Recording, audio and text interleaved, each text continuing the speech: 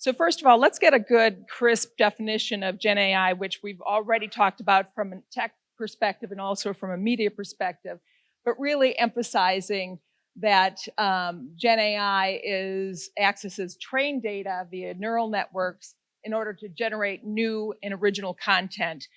And that includes, of course, our journalism.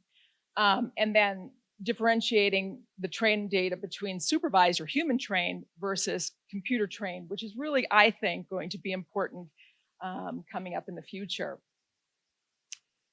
So I'm going to dive right into the facts, and I'm going to kind of do some of these rapid fire that are just laying the landscape, and some of them toward the end, I think, are really prescriptive in a way that you can kind of take this and take a look at what you can do right now to get started in using Gen AI.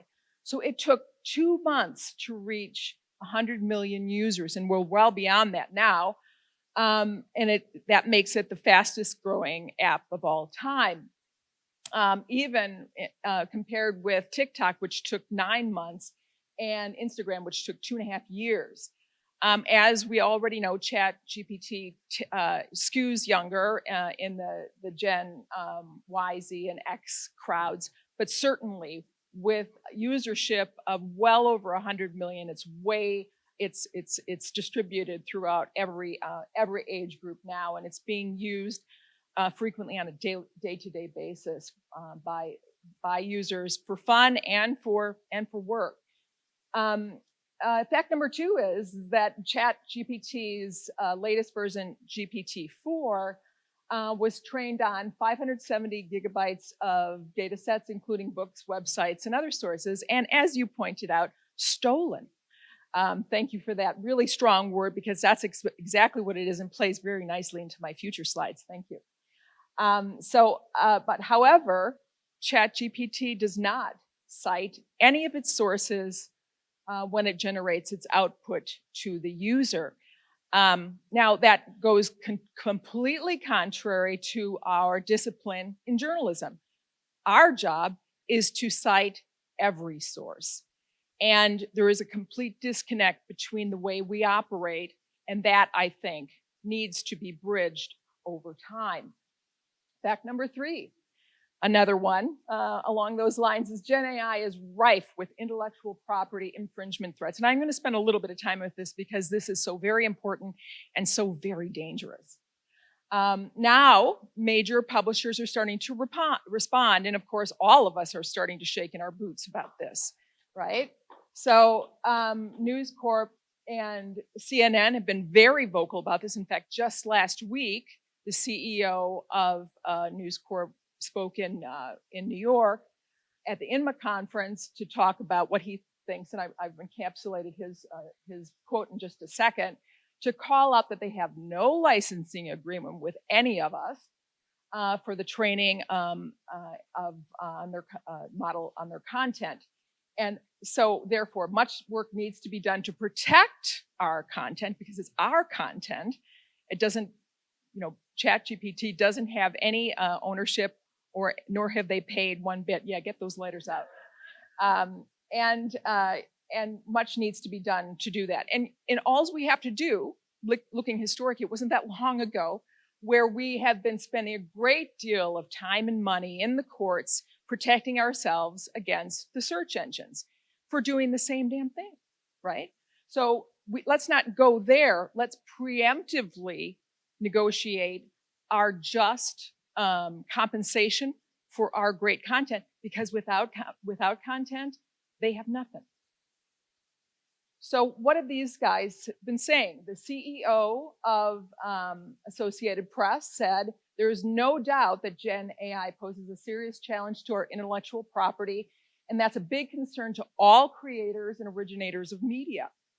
We have, as an industry, we have to come together to create a legislative framework that will better protect our IP, because these tools are learning and becoming smarter as a result of what we do in media. Otherwise, we will face an existential threat if we don't respond. So we really need to get our acts together, and quickly, in order to respond to these existential threats. Now, how about what Robert Thompson says, the CEO of News Corp, just last week? Our collective IP is under threat from AI. Firstly, content is being harvested and scraped and otherwise ingested to train AI engines. Secondly, individual stories will be surfaced in specific searches. And thirdly, our content will be synthesized and presented as distinct when it is actually an extraction of editorial essence. You know, so if these quotes don't light a fire under you, I'm not sure what will. But here's what Sam Altman has to say, the CEO of OpenAI. He says, we're trying to work on new models where if an AI system is using your content or if it's using your style, you get paid for that.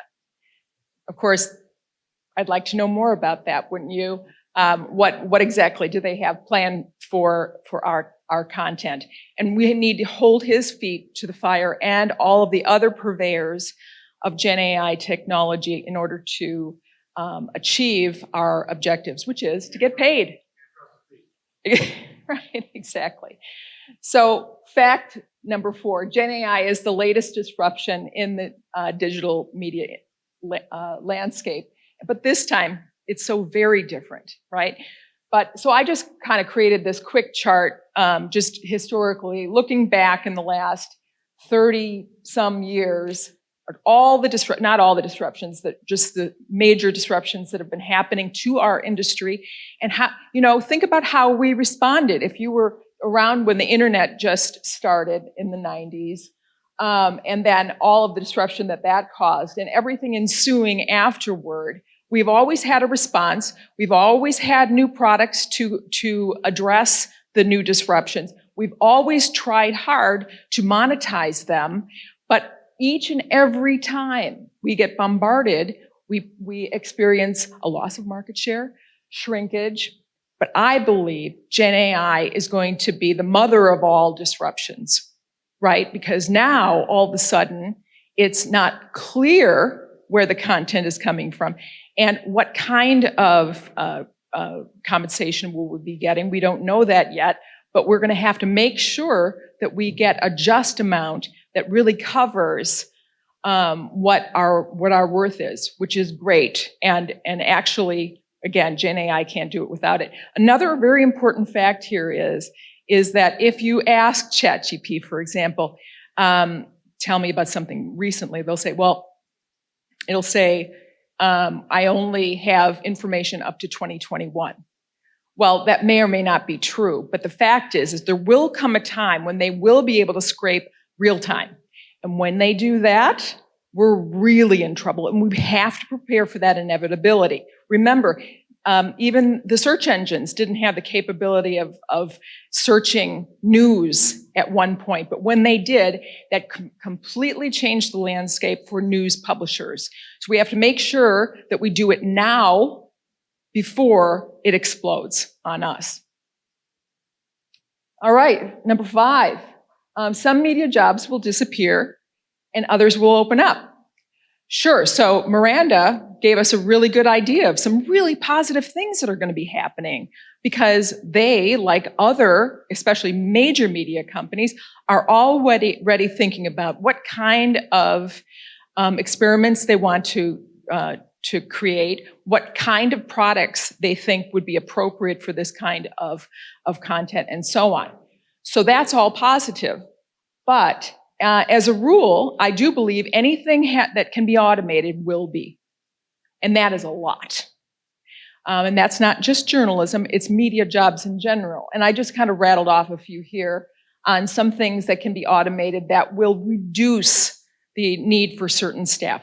In the advertising department, for example, we can now create automated ad sales pitches for advertising customers, elevator speeches, advertising copy, marketing offers for subscriptions, targets for subscriptions that are automated, like automatically sending some people this message and some people that, depending on their demographics and their ability to pay. All of those things can be completely and are completely automated, and all of this stuff will be done with ChatGPT or OpenAI or other Gen AI platforms. Automation will potentially open up, on a positive note, more time and resources for big journalism, and if the companies still have money to pay for that after all of this is said and done. And will also create a vast new world of product development, as Miranda was talking about as well, based on your content. Fact number 3, media businesses models will be disintermediated, just like there were in all the previous disruptions, but at this one, I believe, in a really big way. Traffic to digital content will be disrupted. Therefore, advertising and subscriptions will suffer just as the basis. So be proactive in optimizing your current and new revenue streams. ChatGPT data has been trained for 2021, as I said, but it will take a while before the real-time news and information will be able to be accessed, but we just don't know when that will be yet. And if any of you have any projections, let me know. It could be sooner than later. Search engine links will certainly diminish. We have to keep that into consideration, and also consider negotiations with these Gen AI players to keep an eye on the people who are actually developing a plan for your content. Fact number 7: commoditized journalism will be disintermediated. So media, therefore, must create unique content and products. We've heard this before with previous disruptions, but in this, I think, in a much, much bigger way. So utilize your product teams, utilize your tech teams, and get together. And if you're not already cross-functional in your teamwork, you have to do it now. This is absolutely necessary. But most importantly, I think that there's an opportunity here to really go to town about your message about trustworthy content, because as time goes on, there will be more and more misinformation, and yours, if you do what Miranda is saying, what the New York Times is doing, and what Renier in Switzerland and other countries are doing, you'll see that there is going to be real care in maintaining trustworthy content within your the content that you can control, because outside of the realm of your media companies, there will be a whole bunch of misinformation going on, and not just deep fakes, but just misinformation being spewed in a much more accelerated way than it is today. So walled gardens of trustworthy content is a really good thing to think about. Fact 8, Gen AI will fuel an explosion of misinformation. So leverage and promote your company as a trustworthy content creator, a safe haven for your user, so to speak. If you haven't already done that, please do. Thank you. Here are some ways to maybe think about building your walled garden of trustworthy content. Make sure that you have your own Gen AI functionality. Word on the street is the New York Times is already doing this and working with OpenAI on the possibility of having their own Gen AI functionality on only their owned and operated content. And that's something to think about, not just for your company, especially if you only have a medium or small company, but rather going together with other media companies in a consortium. And now, if you look again historically on how we've done that in the past, it has been very, let's say, not successful because people just don't want to get along. But in this case, it's very important to maybe consider a consortium, because the more content that you have that's trustworthy, and then you use a Gen AI tool you will have more people coming because there will be more information to access, great content that the usership is looking for. Be sure you are transparent about your methods and sources, as increasingly sketchy Gen AI outlets are exploding. Make agreements with local database providers, including real-time data, sports, business, government, to add robustness to your walled garden, for example. You already know about this call for Gen AI experiments, putting a pause on that by major AI experts. Now we're up to almost 32,000 people signing this petition. Will it ever happen? No, but it's to underscore the fact that there's some serious issues going on with Gen AI and other AI uses, and we need to keep a close eye on that. But we only can control what we can control.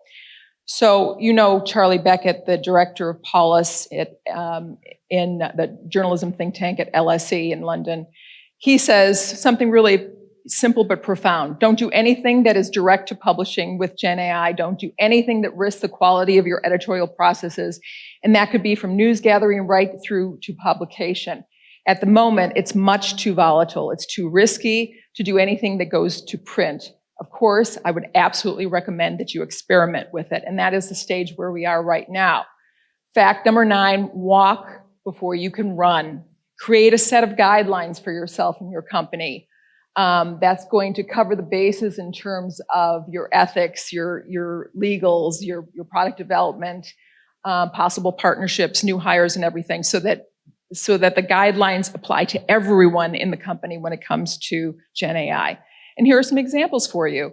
At the New York Times, just a few weeks ago, the chief product officer, you may know, Alex Hardiman, was appointed to head up this AI exploration, let's just call it.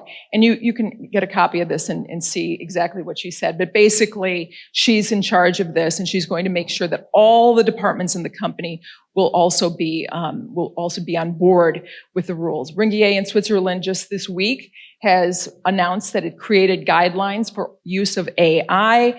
Here are a few of the things, and they operate in 19 countries, mostly in Europe. Results generated by AI tools always will be critically scrutinized, and information must be verified, checked, and supplemented with the company's own judgment and expertise. And as a general rule, everything is basically labeled if you're going to use that. And then last but not least, here are some examples. I'm just going to rattle off a couple. Here's one of all the automations that Associated Press is doing. Then Google and BBC created a video lip reading operation. And Singapore Press Holdings is doing automated story summaries. BuzzFeed creates lists, videos, and quizzes automatically. Depresse in Austria uses AI to discover new story topics. Automated Real Estate Product United Robots in Sweden basically creates the entire real estate section. Politico is using AI to convert popular newsletters into podcasts. South China Morning Post uses automation to cut 4 full-time employees, and all social media post is done automatically. And then FAZ in Germany uses AI to identify which stories to put behind the paywall. So last but not least, the key takeaways for today is basically getting you started.